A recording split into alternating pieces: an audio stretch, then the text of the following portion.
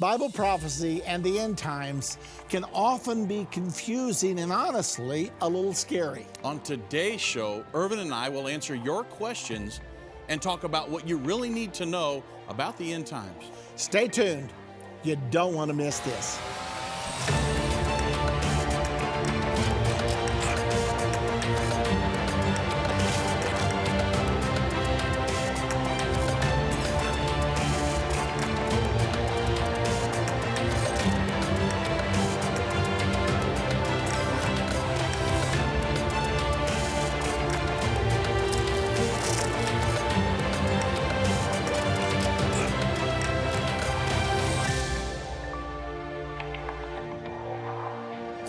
Today, we are going through some of your questions and talk about things that you have asked. Let's look at our first question. Here it is. I fail to see the Chernobyl disaster, the wormwood prophecy, because it refers to a star falling from heaven. Have you looked into Nibiru or Planet X predictions? Well, actually, no. And we've got this question a lot, Irvin. The third trumpet was the Chernobyl nuclear accident in 1986, and that's what this question is referring to. The Russian word wormwood is Chernobyl. It's because the Russians use wormwood for medicinal purposes, and wormwood turns the tongue black, and the Russian word for black is Cherny. Consequently, when they discovered this, they began calling wormwood Chernobyl. John was describing a nuclear explosion 2,000 years ago. He'd never seen anything like that, and he was doing the best he could. In Revelation 8, 10 through 11, it states, "And the third angel sounded, and there fell a great star from heaven, burning as it were a lamp, and it fell upon the third part of the rivers and upon the fountains of waters, and the name of the star is called Wormwood." In a Russian Bible, it says the name of star is Chernobyl. So, thank you for the question. And here's another question. Irvin, we're just going to bounce back and forth today. So here's another question. We've got just a long line of them. We get so many of these off of our social networks, and so we don't want to neglect those people. We do these at conferences all the time, and the Q&A session is one of the most popular things that we do, but we don't want to neglect people that have written us letters and come in off our social networks. So that's what we're going to do here today. So here's another question. Have the citizens of Israel voted to move the capital of Jerusalem? In other words, let me see if I can rephrase the question a little bit. Have the people of Israel voted for Jerusalem to be their capital? How'd that all come about? Actually, Dave, they didn't have to vote because it's been the capital ever since the nation was reborn in 1948. I will tell you this, though. There was a recent poll taken in Israel. 87% of the people in Israel said, we will not surrender Jerusalem for any reason. We're not willing to share it. Even if that would block peace with the Palestinians, we still want Jerusalem to be our undivided capital. So if you think it's not popular, 87%, they were actually followed up with this question. If you knew that holding on to East Jerusalem would block a peace deal, do you still want to hold on to it? 87% said, absolutely, we're not surrendering Jerusalem for any reason. Okay, now, Dave, another person wants to know regarding the Revelation 21, 10 through 21, the description and dimensions of the holy city, the New Jerusalem. I heard on one of the end time broadcasts that Irvin believes this is a symbolic reference. Please help me understand your interpretation. So the question is, in Revelation 21, what is the holy city? I think that's what they're referring to. And the key verses are Revelation 21:2. And I, John, saw the holy city, the New Jerusalem, coming down from God out of heaven, prepared as a bride adorned for her husband. And Revelation 21:9 through 10 states, And there came unto me one of the seven angels, which had the seven vials full of the seven last plagues, and talked with me, saying, Come hither, I will show thee the bride, the Lamb's wife. And he carried me away in the Spirit to a great and high mountain, and showed me the great city, the holy Jerusalem, descending out of heaven from God. So the holy city in Revelation 21 is the church or the saints. The rest of the chapter is a symbolic view of the church, not a physical city. So we know that the church is the bride. It's referred to in many places in the New Testament. And it says right here, the New Jerusalem is the bride. Exactly. So, end of discussion. Absolutely. Thank you for that. Okay. So the next question is, and like I say, we've got a long line of questions here, man, and awesome questions, really. In Revelation 11, verses 1 and 2, a sharing of the Temple Mount is described as it will be 42 months before the Battle of Armageddon and the second coming of Jesus Christ. So the question from this individual is, what identifies this 42-month period as being the second half of the final 7 years? Because it reads as though after the agreement is reached, the Battle of Armageddon, the peace agreement, the Battle of Armageddon, and the second coming occur after 42, after the first 42, the first 3.5 years of the sharing of the Temple Mount. Dave, that's really pretty easy to answer, because Revelation 11, 1 and 2, John was told to measure the temple, but don't measure the outer court. You can't measure a temple if there is no temple. The temple is not going to be built until there's a peace agreement. It's the peace agreement that starts the final 7 years. Once the final 7 years begins, then Israel starts building her temple. Once the temple is done, then Israel's going to offer animal sacrifices. The Bible teaches that the Antichrist will then make the sacrifices to stop. That's the event called the abomination of desolation. Jesus himself said that the abomination of desolation was the thing that would trigger the final 3.5 years, called the Great Tribulation. And also in Daniel 9:27, it says that the abomination of desolation will happen in the middle of the final 7 years. So we know there's no temple to measure until you get halfway through.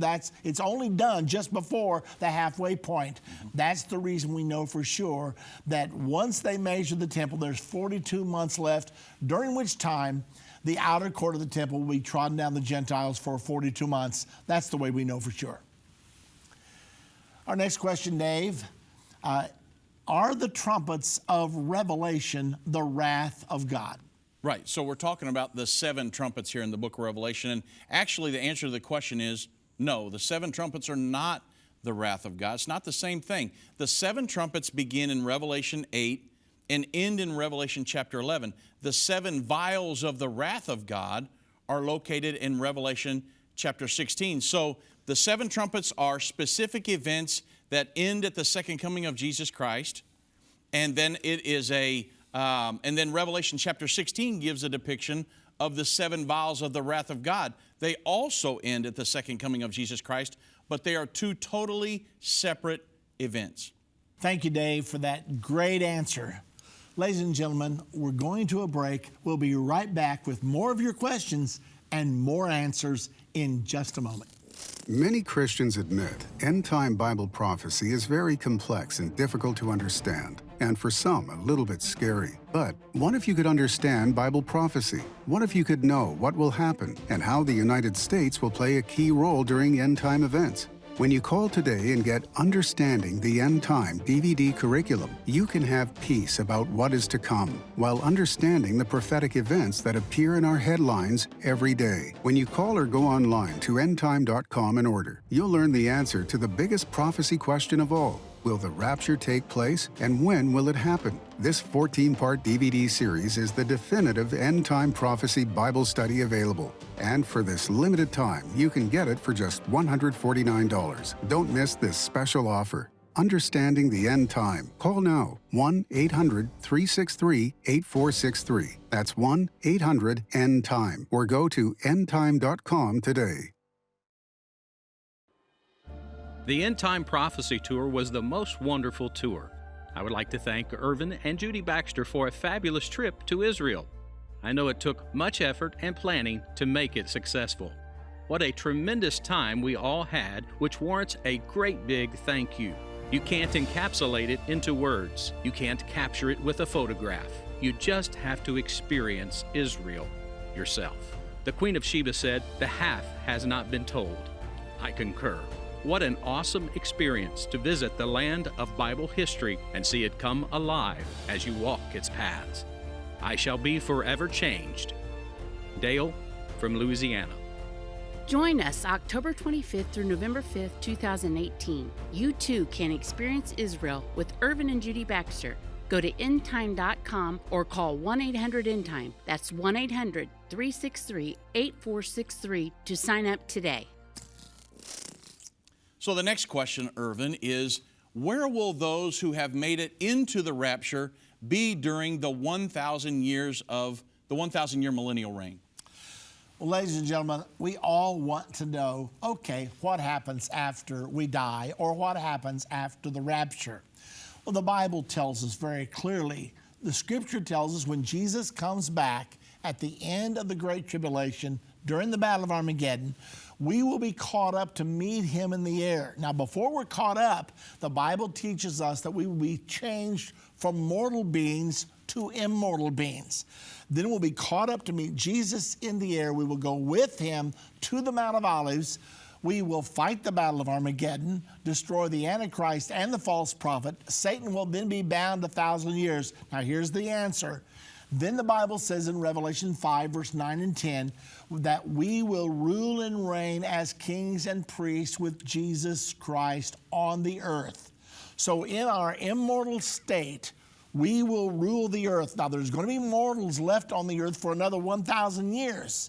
So it will be immortals ruling over mortals. What will we be like? What will we look like? We don't know for sure. Here's what we do know. The Bible says we do not yet know how we shall appear, but this we know, we shall be like Him. It also says we'll have a body like unto His glorious body. Now, His body, when He was on the earth after the resurrection, He could walk through walls, He could appear, He could disappear. He was not bound by the laws of travel and time. It's like He could be in one place one moment, another place the next moment. It's going to be a lot of fun. I mean, I'm really going to enjoy it, Dave, when I can just disappear. Sure, absolutely. It's going to be amazing. Okay, next question. Will people who are left on earth continue to live their lives during this time? Well, we're talking about the time of the second coming of Jesus Christ, when we're going to enter into the 1,000-year millennial reign. And Daniel chapter 7, verse 11 through 12 states this: I beheld then, because of the voice of the great words which the horn spake, I beheld even till the beast was slain, and the Antichrist, and his body destroyed and given to the burning flame. As concerning the rest of the beast, they had their dominion taken away, yet their lives were prolonged for a season and a time. So in Daniel 7, it's referring to the beast there in Daniel 7, are referring to nations that will be on the earth at the time of the second coming of Jesus Christ. That's when the Lord will come back, tear down human government, and set up His kingdom here on the earth. So when it says the beast, their dominion was taken away, but their lives were prolonged for a season and a time, their dominion is taken away from those nations, and the people's lives living in those nations, they will live into the millennium at that point, and they will be ruled as mortals, and they will be ruled by the saints who are reigning as kings and priests for that 1,000-year time period. So that's what it means when it says that the beast, their dominion was taken away and their lives were prolonged for a season and a time. Those people will live into that 1,000-year millennial reign.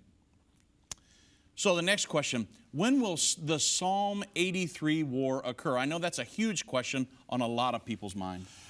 Well, let me tell you this. I was studying this just within the last week or two. And I noticed in there, a lot of people say the Psalms 83 war is yet future.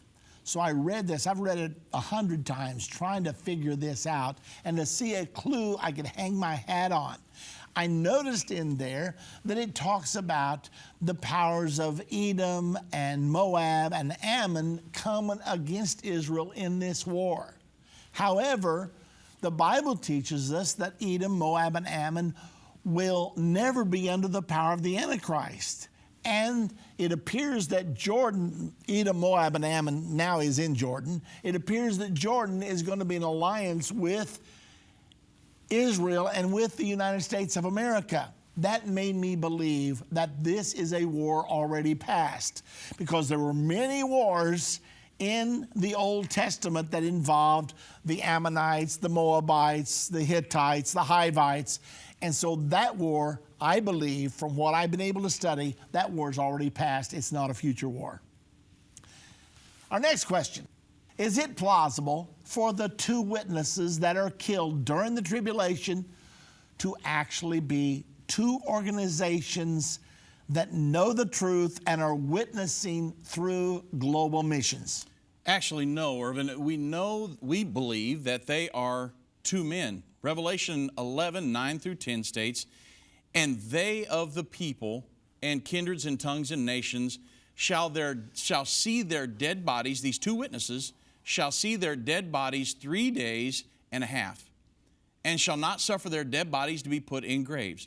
And they that dwell upon the earth shall rejoice over them and make merry, and shall send gifts to one another, because these two prophets tormented them that dwell on the earth." So the prophets, these two witnesses that will come on the scene at the same time, at the abomination of desolation, when the Antichrist is revealed and the false prophet, Satan's going to trot out his two men to do his work in the world. And at the same time, God's going to bring out his two prophets to be preaching the gospel of the kingdom of God all throughout that final 3.5-year period. At the end of that 3.5-year period, those two men are going to be killed, and they're going to lay in the streets for 3.5 days. Then they'll be resurrected at the time of the seventh trumpet, or the second coming of Jesus Christ. So they can't be two organizations. They have to be two men at that point. Yeah, because you can't envision two organizations laying in the streets of Jerusalem for 3.5 days. Exactly. Plus, it calls them two prophets. Right. And they're going to preach for 1,260 days. So it appears obvious to me that it means just what it says. Right. Where is the scriptures telling about the peace agreement? Daniel chapter 9, verse 27 talks about the Antichrist confirming the Abrahamic covenant with many for a 7-year period. The Abrahamic covenant, you have to go all the way back to Genesis chapter 15, verse number 18. It says there that God made a covenant with Abraham that the land on which he dwelled would be his and his descendants after him forever. Well, Abraham was in the promised land at the time. He was down around Beersheba, which is about 50 miles south of Jerusalem. So the Lord told Abraham, this land will be yours and your descendants after you forever. Well, now then, we reach the final 7 years, and it says there the Antichrist will confirm Israel's right to exist. The biggest dispute on earth today is whether Israel has a right to be in the Holy Land or not. There are still 20 out of 22 Arab nations that haven't even recognized Israel's right to exist, even though she's right now celebrating her 70th year of existence since 1948. So the big dispute is, does Israel have a right to exist? When it comes time to make the peace deal, the Antichrist is going to say, sure, Israel has a right to exist, and he will confirm the covenant with many for a 7-year period. There will be many other conditions to that peace agreement, but the status of Jerusalem will be held in escrow, so to speak. It's going to be put off until after 7 years. That's the reason it's going to be a 7-year agreement instead of a permanent agreement. Now, you've asked a deep question, and if you'd like to have more information, we do have a DVD called The Final 7 Years, and you can order that by calling us at 1-800-END-TIME, because it's not an easy question to answer in 2 or 3 minutes. Right. All right, next question. Why do you say Daniel 9:27 is referring to a 7-year period when it says 1 week? Well, Irvin, this is a 490-year prophecy, actually, and this is the final 7 years of that prophecy. So the prophecy is found in Daniel 9:24 through 27, and it's a prophecy of 490 years given to us in 3 segments, and these are very important to understand this prophecy. So I want to begin by looking in verse 24. Verse 24, and I'm going to read from the NIV version because it's a little bit more explanatory for this topic. 77s are decreed for your people and your holy city to finish the transgression, to put an end to sin, to atone for wickedness, and to bring in everlasting righteousness, to seal up the vision and prophecy, and to appoint the most holy place. So I'm just going to deal with the timing in here, not all the specific points. What is meant by the 77s? Well, God is telling us that there will be 77-year periods of time in this prophecy. How do we know that each of the sevens is 7 years? Well, in Daniel 9:27, it states that the event called the abomination of desolation will occur in the middle of that final 7. So if we can tell how long the last half of that final 7 period is, then all we have to do is to simply multiply by 2 to see how long the full period of 7 is. Well, that's easy enough. Jesus told his disciples in Matthew 24:15 through 21, that the abomination of desolation would start the Great Tribulation. There are 6 specific scriptures given that say the Great Tribulation lasts 3.5 years. Daniel 7:25, Revelation 13:5, Daniel 12:7, Revelation 11:2, Revelation 11:3, and Revelation 12:14. So that tells us that if the last half of that final 7 is 3.5 years, then the first half of that last 7 is 3.5 years, which means it's a final 7-year period. The entire, and another thing it tells us is that the entire 70th 7 is that 7-year period. So obviously the other 69 sevens are also each 7 years long. So this lets us know that we are looking at at 77-year periods of time. A 7-year time equals 7 70s or 490 years. So that final 7-year period, Daniel's 70th week, many prophecy teachers agree on that final time is a 7-year period, which begins with the peace agreement, 7 years just prior to the second coming of Jesus Christ. So if you didn't follow all of that, because this is the most complex prophecy in the entire Bible, we do have a DVD that slows everything down and goes piece by piece. I mentioned it already. It's called The Final 7 Years. And if you're really interested, call us 800 End Time and get the final 7 years. But it's critically important because that tells us what's going to happen. You know, Dave, this prophecy tells us in detail what's going to happen during that final 7 years. Mm-hmm. So just a critically important prophecy. So what are you saying? You were drinking from a fire hose there or what? Well, if you're good at math, they probably were able to follow all those 77s and all that. But if not so challenged, maybe perhaps challenged in math, we weren't able to follow it so clearly. But anyway. Sure. So the next question is concerning Revelation chapter 12. Has the war in heaven already occurred that occurs in Revelation chapter 12, or is that a future war? No doubt about it. It is a future war. The Bible's explicit that when this war happens, it triggers the final 3.5 years called the Great Tribulation. How do we know? Because in verse 12 of chapter 12, it says, "Woe be to the inhabitants of the earth and of the sea, for Satan cometh down to you, having great wrath, knowing that he hath but a short time."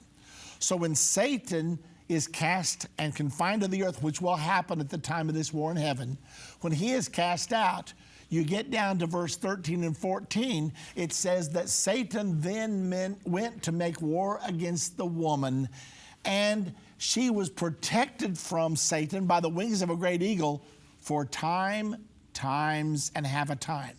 A time is 1 year, times is 2 years, half a time is half a year. So this war happens 3.5 years before the Battle of Armageddon and the second coming of Jesus Christ. We can know that for sure.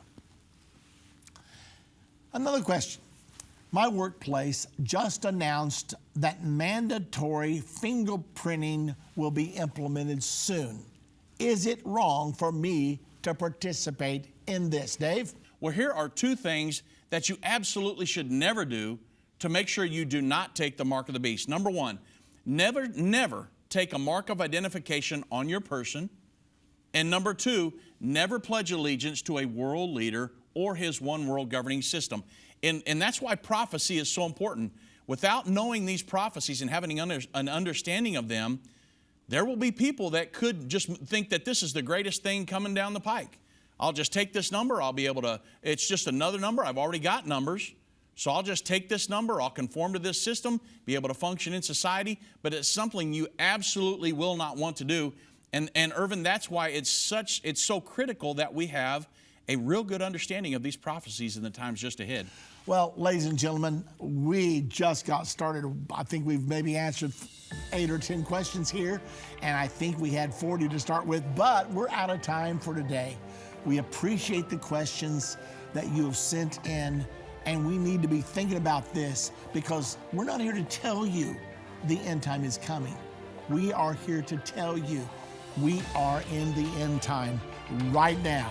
So we should be asking questions and we should be getting answers. So Dave, thanks a lot for answering questions today, and thank you for participating out there. God bless you. Until next time, stay close to the Lord and be ready for His coming. Many Christians admit end-time Bible prophecy is very complex and difficult to understand, and for some, a little bit scary. But what if you could understand Bible prophecy? What if you could know what will happen and how the United States will play a key role during end-time events? When you call today and get Understanding the End Time DVD curriculum, you can have peace about what is to come while understanding the prophetic events that appear in our headlines every day. When you call or go online to endtime.com and order, you'll learn the answer to the biggest prophecy question of all. Will the rapture take place, and when will it happen? This 14-part DVD series is the definitive end-time prophecy Bible study available. And for this limited time, you can get it for just $149. Don't miss this special offer. Understanding the End Time. Call now, 1-800-363-8463. That's 1-800-END-TIME. Or go to endtime.com today. Have you always wanted to know more about Bible prophecy? Well, now you can. Attend a prophecy conference hosted by End of the Ages Irvin Baxter or Dave Robbins. Call 1-800-END-TIME or go to endtime.com/events to see when Irvin or Dave will be at a location near you.